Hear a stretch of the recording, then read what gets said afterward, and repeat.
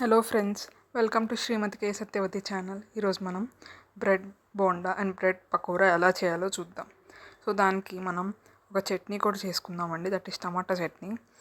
So ఇక్కడ tomatoes ఇలా cut చేసుకోండి, కొత్తిమీర, పచ్చిమిర్చి, అలాగే తగినంత ఉప్పు, ఇవన్నీ మిక్సీలో వేసుకొని గ్రైండ్ చేసుకోండి, కొంచెం బాగా లిక్విడ్గా ఉండడానికి. అప్పుడే బాగుంటుంది మనకి టేస్ట్కి.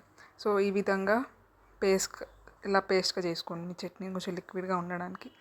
సో నెక్స్ట్ మనం స్టఫింగ్లో పొటాటోస్ని వాడతాం కదండి. సో ఎలా చేయాలంటే, ఫస్ట్ మనం పొటాటోస్ బాయిల్ చేస్తాము, చల్లారిన తర్వాత పీల్ తీసేసి మ్యాష్ చేసేసుకోండి. దాంట్లో కారం, ఉప్పు, ఇలా చాట్ మసాలా కానీ పచ్చిమిర్చి ఇలా అవన్నీ వేసుకోండి. ఇలా మొత్తం నీట్గా మ్యాష్ చేసేసుకున్నప్పుడు బాగుంటుంది. ఇలా మొత్తం రౌండ్స్గా కూడా చేసి పెట్టుకోండి, అప్పుడు మీకు డైరెక్ట్ స్టఫింగ్కి చేసుకున్నట్టు ఉంటుంది ముందే.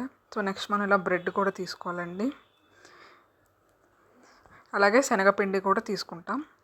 దాంట్లో కొంచెం కారం, కొంత ఉప్పు, అలాగే చిటికెడు వంట సోడా కూడా వేసుకోండి. ఆ తర్వాత ఈ శనగపిండిని ఇలా బాగా కలుపుతూ ఉండండి.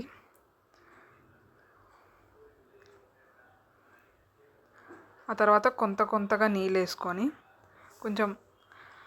కొంతగా వేసుకుంటే బెటర్ అండి. అప్పుడు మనకి ఎంత కన్సిస్టెన్సీలో వస్తుందో తెలుస్తుంది. ఒకేసారి వేసేస్తే కొన్నిసార్లు పల్చగా అయిపోవడం వల్ల సరిగా మనకి రాదు. ఒక్కొక్కసారి కొంచెం మీడియంగా మరీ పల్చగా కాకుండా మరీ థిక్లా కాకుండా అట్లా మంచిగా ఉండాలంటే ఇలా చూపిస్తున్నట్టుగా కన్సిస్టెంట్గా కలుపుకోండి, అప్పుడు బాగా వస్తాయి మనకి.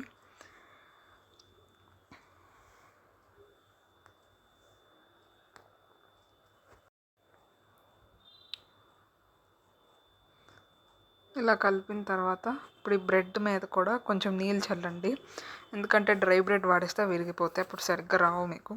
సో ఇలా కొంతగా నీళ్ళు చల్లండి. ఆ తర్వాత ఆ మ్యాష్ చేసిన పొటాటోస్ అన్నీ ఇలా రౌండ్గా చేసుకోండి. ఆ తర్వాత బ్రెడ్ తీసుకొని మొత్తం ఆ పొటాటో మొత్తానికి ఇలా బోండాలా చుట్టండి.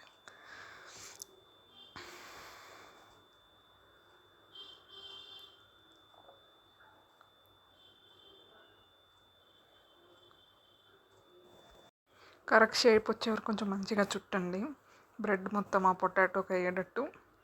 ఆ తర్వాత అది శనగపిండిలో వేసి మొత్తం శనగపిండిలో నానిపోయేలాగా చేయండి.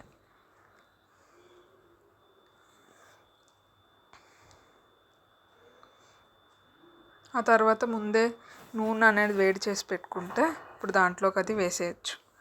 తర్వాత మనం బ్రెడ్ పకోడా చేయాలంటే ఫస్ట్ ఇలా ట్రయాంగిల్గా కట్ చేసుకొని ఇలా స్టఫ్ చేయండి పొటాటోని.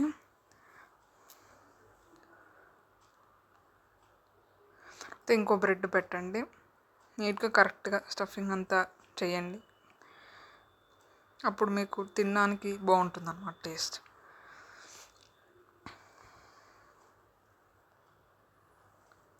ఇలా మొత్తం చేశాక మొత్తం మళ్ళీ శనగపిండిలో మొత్తం డిప్ చేయండి అదంతా.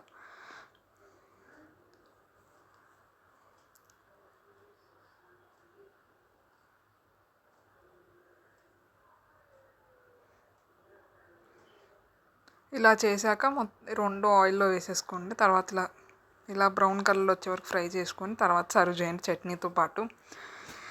ఇది మీ రెసిపీ ట్రై చేసి మీకు ఎలా వచ్చిందో కమెంట్ సెక్షన్లో చెప్పండి. ఈ వీడియో కనుక నచ్చితే లైక్, షేర్ అండ్ సబ్స్క్రైబ్ చేసుకోండి. Thank you.